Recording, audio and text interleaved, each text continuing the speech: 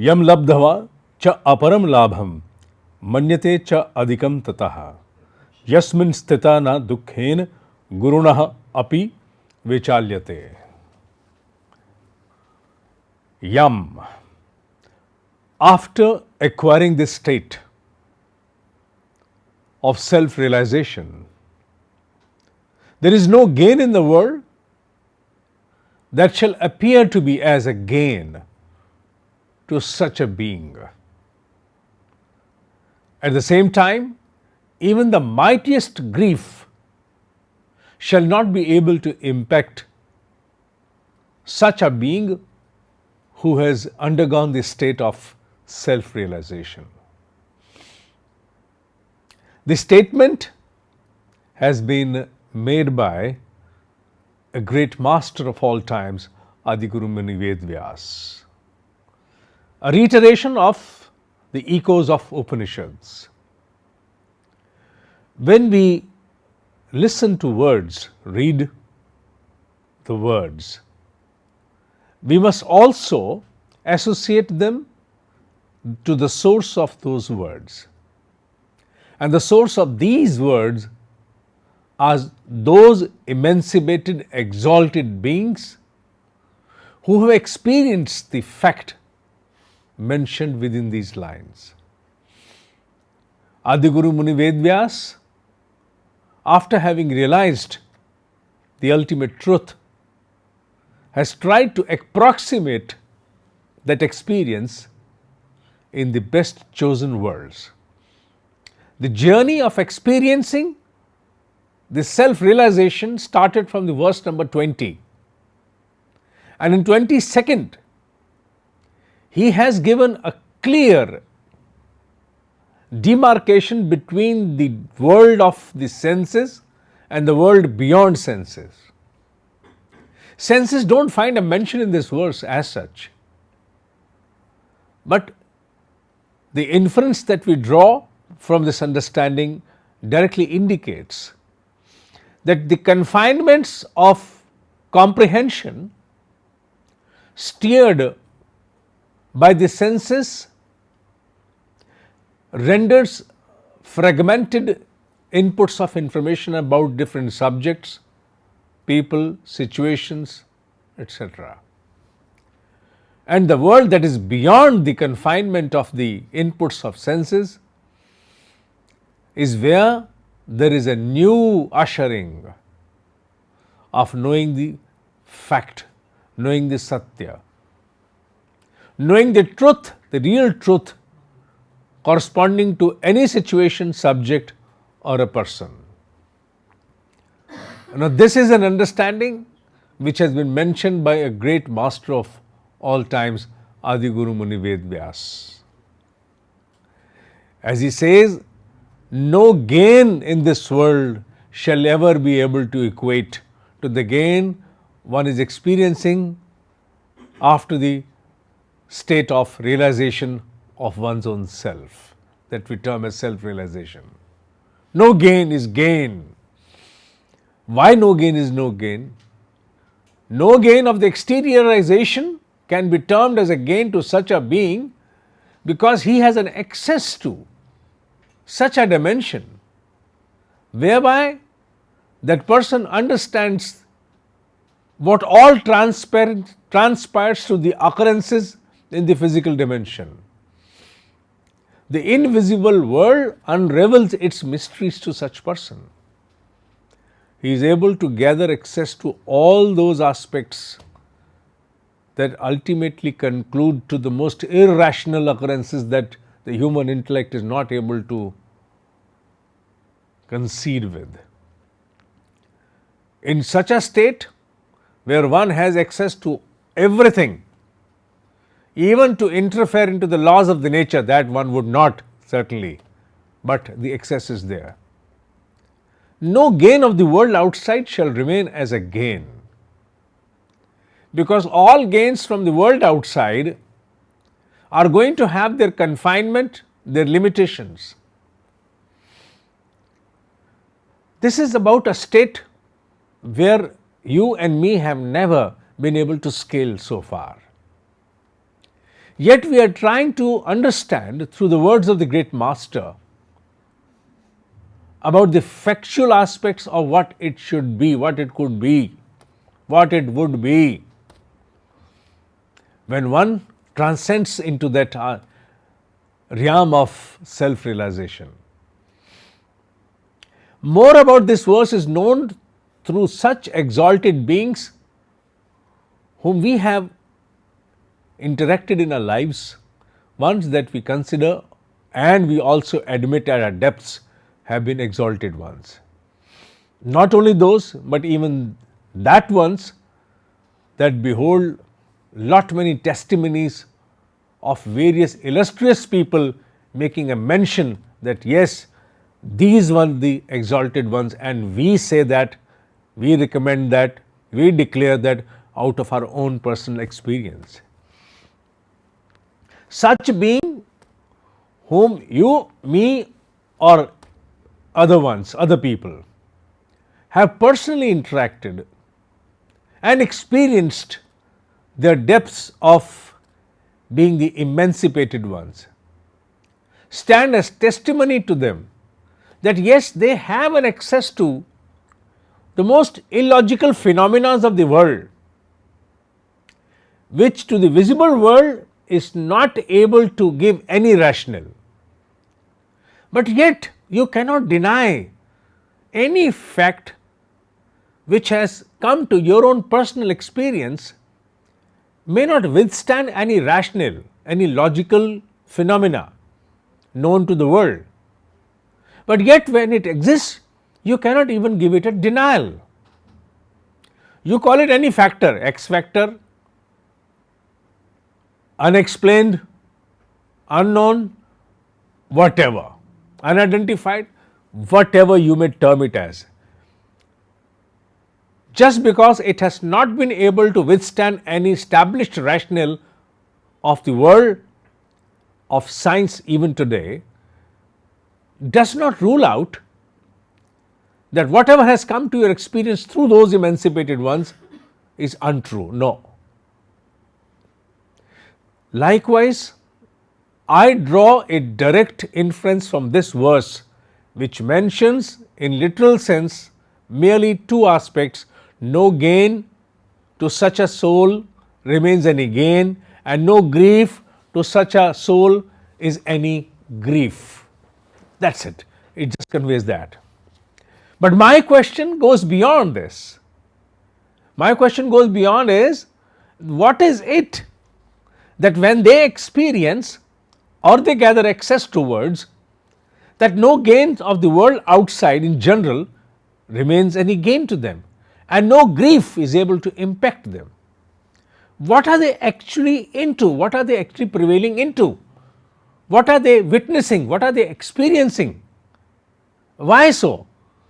Because in general sense, it is very illogical to believe that any human being in physical dimension, looking as I am, talking as I would, listening as I do, touching as I am, at the same time is totally different.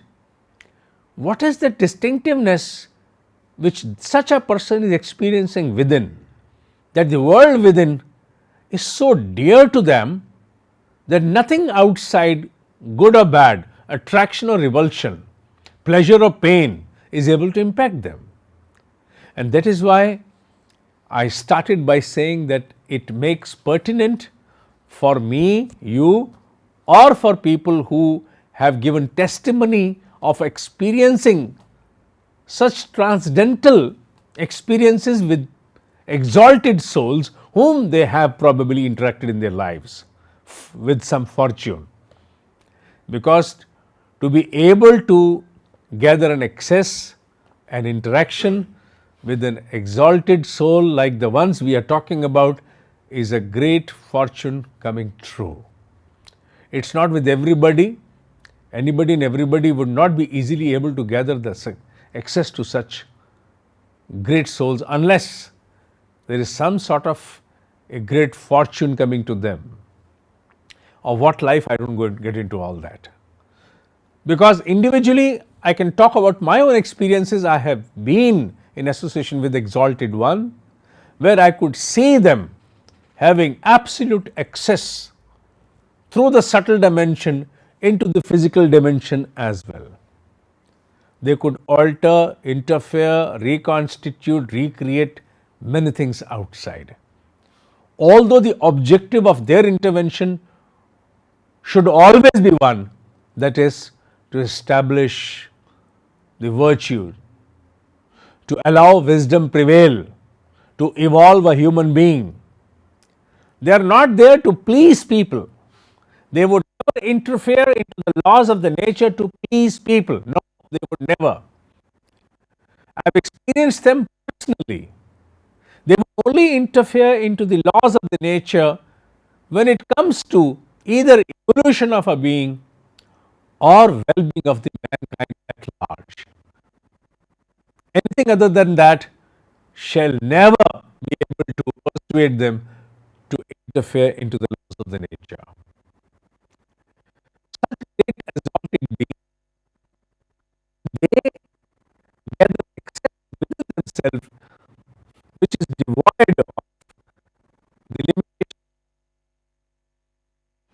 are able to see and pierce through the fact of anything they want to know. They, in a way, possess a galactic torch. Whenever through its beam, things will unravel before them in their entirety.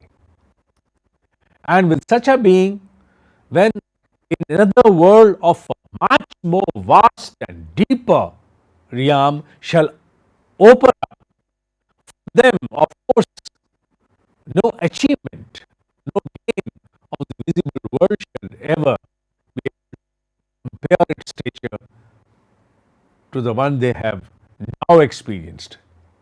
At the same time, when they have been insulated from all occurrences of the world,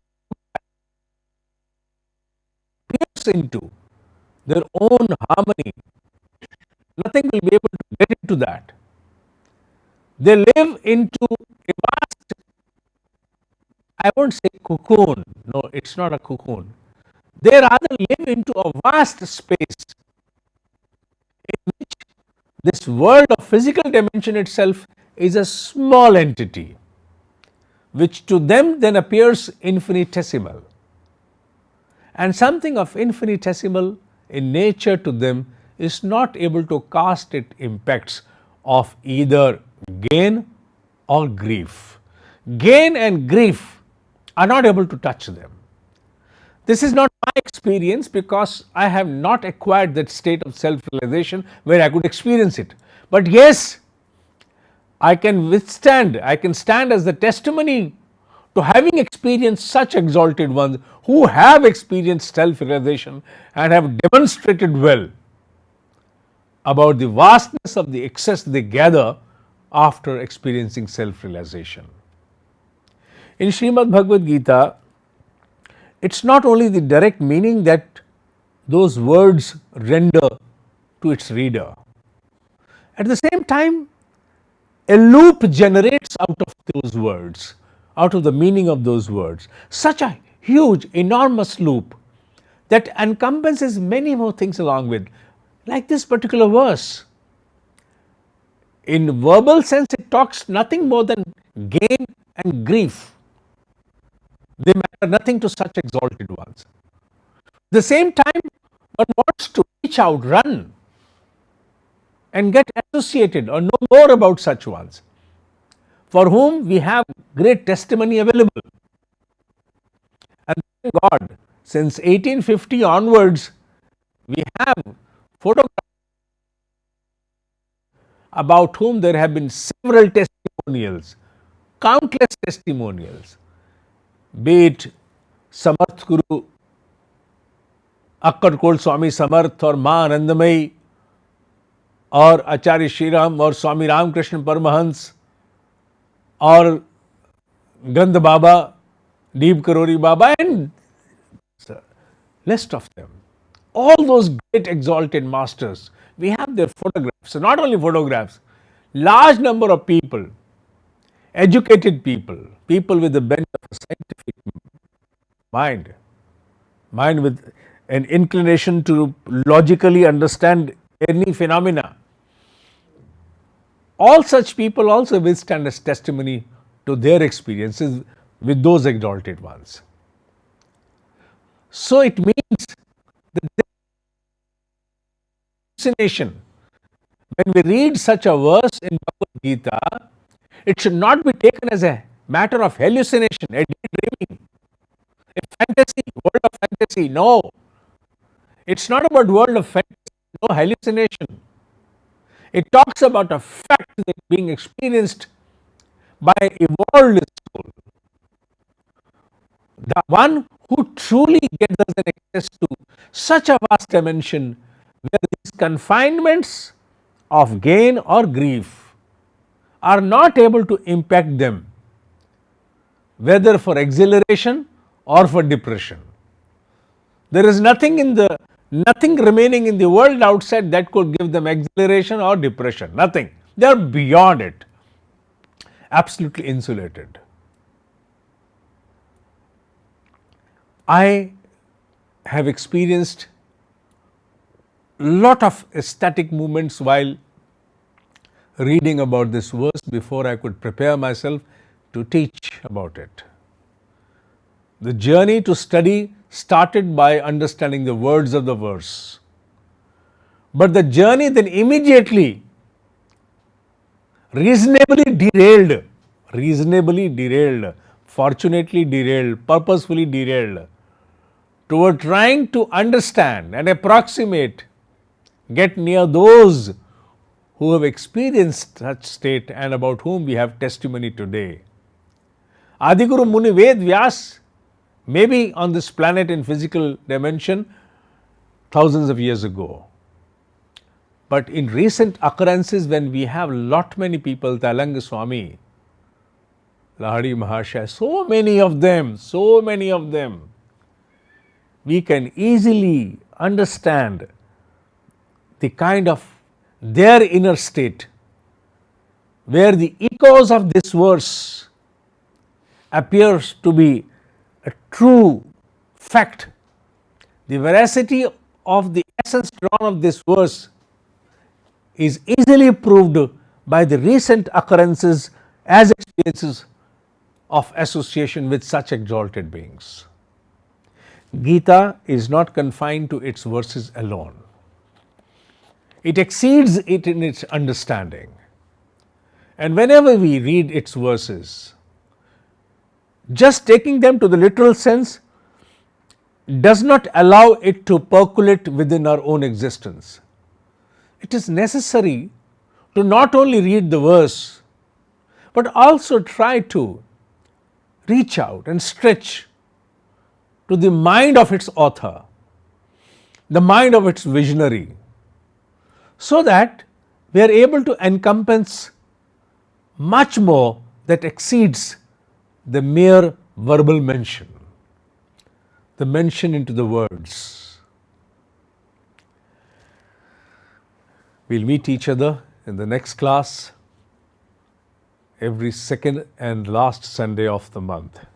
Till then, Om Shanti, Shanti, Shanti. Om.